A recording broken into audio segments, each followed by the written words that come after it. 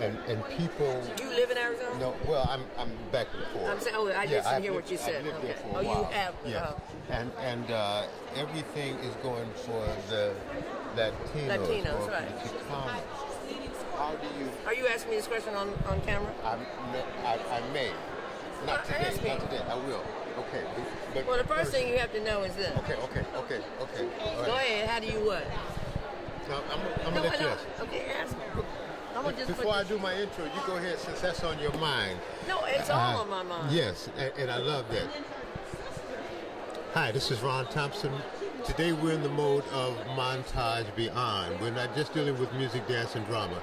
We're dealing with the political part of Montage. We're putting our finger on the pulse of what's happening politically here in Oakland.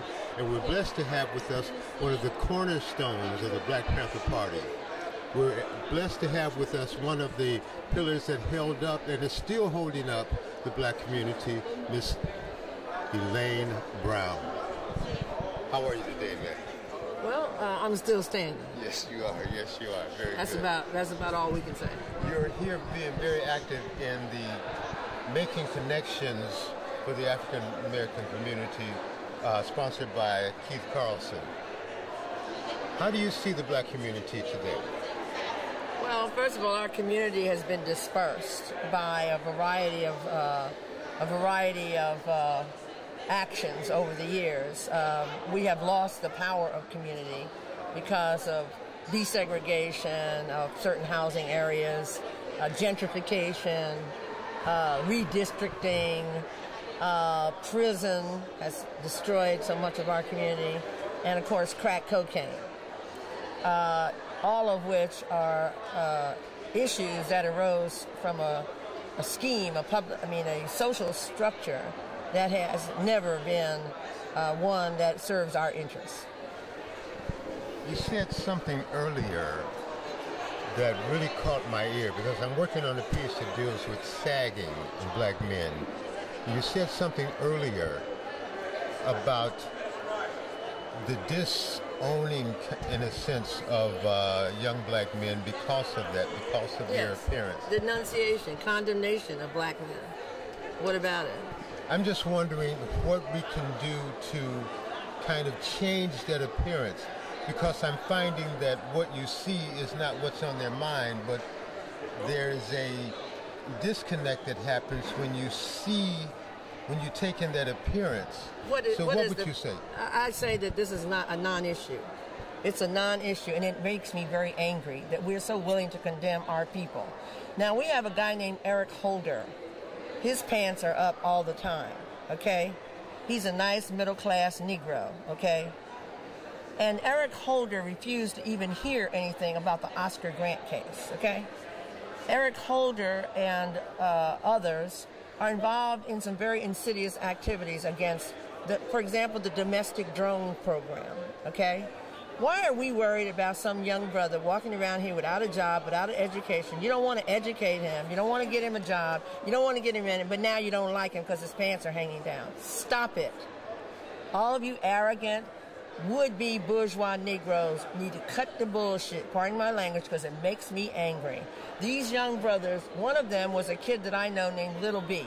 And Little B was a kid in Georgia, in Atlanta, Georgia. And when he was 13 years old, he was charged with the murder of a black man on a corner, in one of the roughest corners in Atlanta, in an area called the Bluff. Every single Negro in Atlanta decided, yeah, Little B, that's the problem we had, them thugs, them little black thugs. And as a result, he was convicted of a murder he did not commit, and he is still in prison now 16 years later. Because we decided to look at ourselves through white people's eyes. We decided we want to look nice because the white man ain't gonna like us if our pants are sagging. We like us, but the white man won't like us. We don't like the white man don't like us if we wear our hair natural. So we back to the weave, deeply into the weave, right? The white man ain't gonna like us if we do this. And it's still the white man doesn't like us, but we think by pulling up our pants, the white man will now give us a job. Now let me tell you who's got the biggest money in America among blacks. Entertainers. mostly rappers. And guess what? They wear their pants sagging. So let's get real on this issue and stop delivering our young men and treating them like white people would treat them in the 1950s if you were in the Ku Klux Klan. Talk about how they're criminals, they're this, all because of the pants. And why do they wear their pants sagging? One is because it comes out of the jail experience of so many young black men not having a belt. Two is some kind of a symbol of defiance, okay? I don't need you. I'm not a part of your system. You've kicked me out, so fuck you. Excuse my language. So what I'm saying is I love my brothers. Where did we get off hating ourselves so much? I love them. I don't care if their pants are sagging. I don't care if they got a grill, other than the fact that the grill is bad for the cheese and whatever. That is not our problem. And if we don't get off that track, we will be doing just what the white man wants us to do, condemning each other. It's not the white man. Just like Bill Clinton said in 1993, right after he was elected, the problem in the black community is self-inflicted. This is a neoliberal problem, neoliberal agenda. The problem with the black man is he's not a good father. That's what Obama says today. Huh? Obama's on a mission about black fathers being absent. Some kind of way the Newtown violence piece went to Chicago and became the failure of the black father piece. I don't know of one black person that's killed up a bunch of kids in a school. All the little school shootings and mass shootings, they're all young white boys. I'm scared of little Billy Bob. I'm not worried about Dante and them, okay? So what I'm saying is we have got to stop condemning each other and recognize there are concrete, objective conditions, like Dr. King talked about, that says, why are black men dying of prostate cancer at the highest rate in the world? In America, in the world. Why? Something wrong with the male prostate, the prostate of black men in America, or something wrong with the medical scheme, the access to medicine, and so forth and so on. So what we have to do is get back on point and stop dealing with superficial issues and hating each other so much, and get back to what we used to say, and I'll finish this up, in the Black Panther Party, quoting Che Guevara, that a true revolutionary is guided by great feelings of love. I love these brothers. Their problem is not sagging pants. Their problem is they're growing up in a world full of crack, poverty, degradation, and despair. That's their problem. Don't you just love this lady? Don't you just love this mind? So very well said, so clear. Thank you so very much for your time. Oh, you're welcome. That's it, huh? Yes, sir. Okay. We forget who has the guns, right? And who has the power. He's going anyway, huh?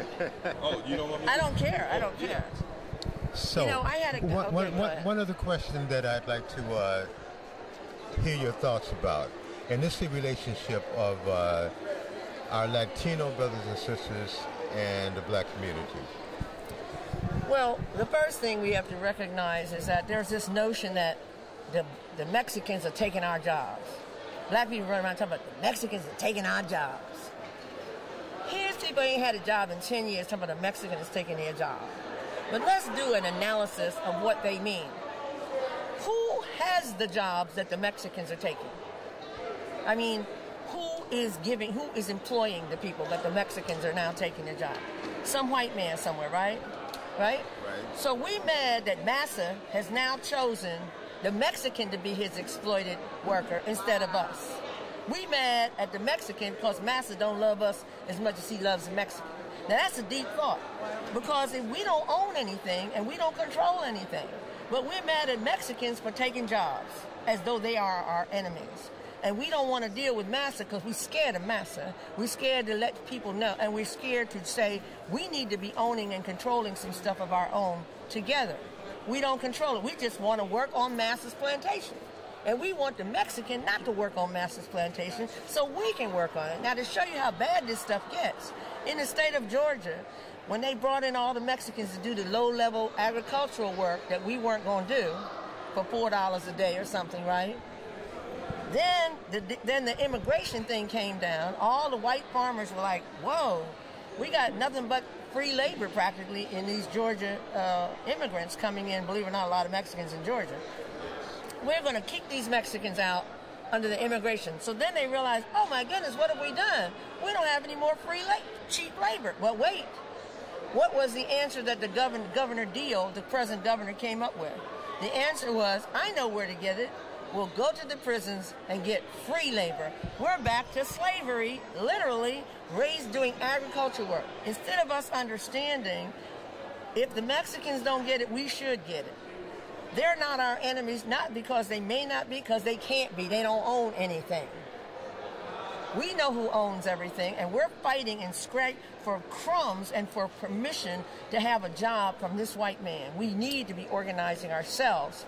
Now, when we had the Black Panther Party, we made a coalition with Latinos, with the Brown Berets, with the Young Lords, because we recognized the common ground, not because we were in love and going to learn to speak Spanish and eat tortillas, but because we recognized we had a common enemy. And when we decide that we recognize there's a common enemy, maybe our Mexican friends will understand that that enemy is common to both of us. And then we will be powerful. But not while we still down here fighting with each other over 3 crumbs from the white man's plantation. I'm not going to be struggling over a piece of chicken with a Mexican. Thank you.